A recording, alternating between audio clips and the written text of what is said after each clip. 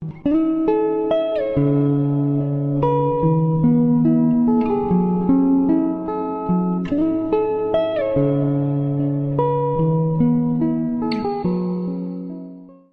I'm curious to find out, Yeah.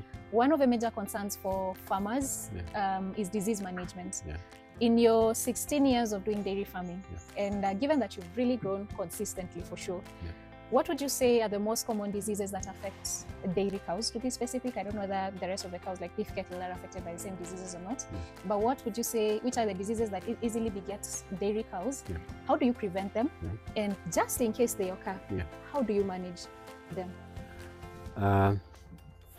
In dairy farms, there are those uncertainties, especially diseases. We have the common ones that we usually have. Some you can carry out preventive measures, but you still have them. And as I've indicated to you, the first thing and the most common disease we usually have is mastitis. Mastitis, Yeah. Mastitis is really a stressing disease, and it's the most dangerous disease you can have in a farm because you see it's affecting your revenues. Yes. So for us, when it comes to mastitis, as I indicated to you earlier, we try to maintain a lot of hygiene.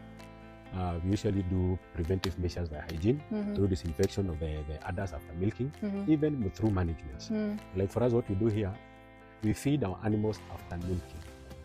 You know why? Why? Because after milking, you see the teat, while doing the milking, the teat have already opened, the cistern have already opened. So if these animals happen to go and lie, there are high chances of it getting mastitis. You see, manageable now. But when we feed, these animals can stand in the trough for like 45 minutes while feeding. By the time it's going there, the teeth have already lost.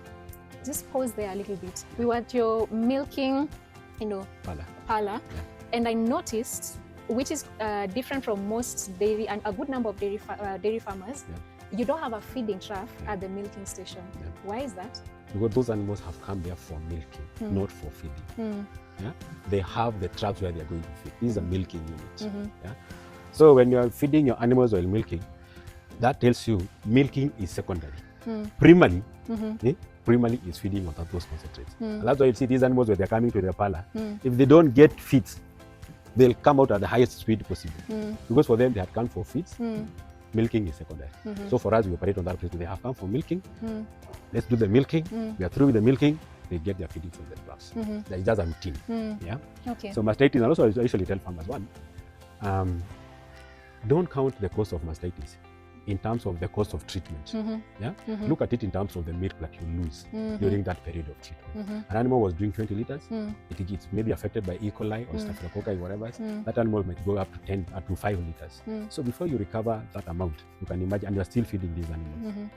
To some extent, you can even lose a whole quarter of the udder because of mastitis. Oh, really? Yeah. So that's permanently or temporary? Some of them are permanent. Oh, no. So it's always good to make sure you do a lot of investment. Another maybe common disease you'll have, especially with calves, is things like pneumonia, things like the small ones. Yeah, things like diarrhea. And most of them are, we talked about structure, the importance of structures. How are the structures? How comfortable are they? Are they having bendings? If it's milk feeding, how are they being fed with milk? Diarrheas and pneumonia. Those are common in calves. Then maybe another common disease we'll talk of is maybe lameness. You might get a case of lameness.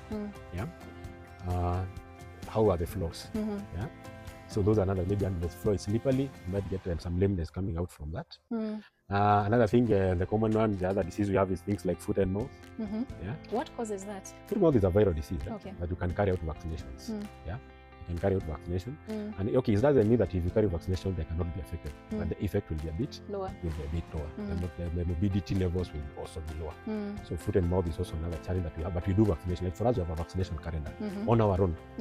Most of farmers might depend on the county government and the staff. But for us, we have our own calendar where we vaccinate these animals after every 4 months. All of them for as long as they're on the farm? As long as they're on the farm, we vaccinate after every 4 months. And which vaccinations do you primarily give?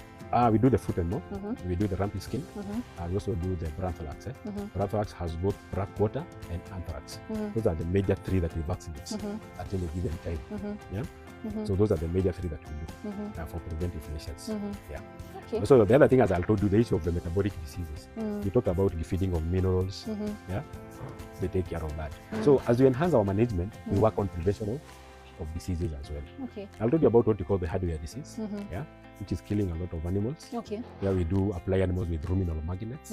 Maybe I'll show you the official, I don't know. I'll show you the ruminal magnets. What we apply to the animals, then they take care of the metallic items, metabolic pieces that my animal might feed on. So we have all those ways of doing our preventions. Okay. And also some cases like when we are talking of notifiable diseases or other diseases, we do isolate our animals. Okay. We have an isolation, somewhere we isolate our animals from, and just show you. For a recovery bay, you see like this one, I told you about the ban. That's Keva Garden Ban 023. That is a recovery bay. If we have sick animals, this is where we bring them. If they recover, take them back into whatever. But we really try to invest in a lot of preventive measures. That's great. I am happy to see that there are no cows in there. It means it's we don't healthy farm. we don't have sick animals as of now. Usually only an animal is sick, you just isolate it, treat it, and you can bring it back. Okay. To avoid even those cross-infection. Wow, that's very important. Farmers, if you can invest in a separate barn for the sick animals, please do so that it's also a preventive measure in a way. Thank you so much, Mr. Kimani.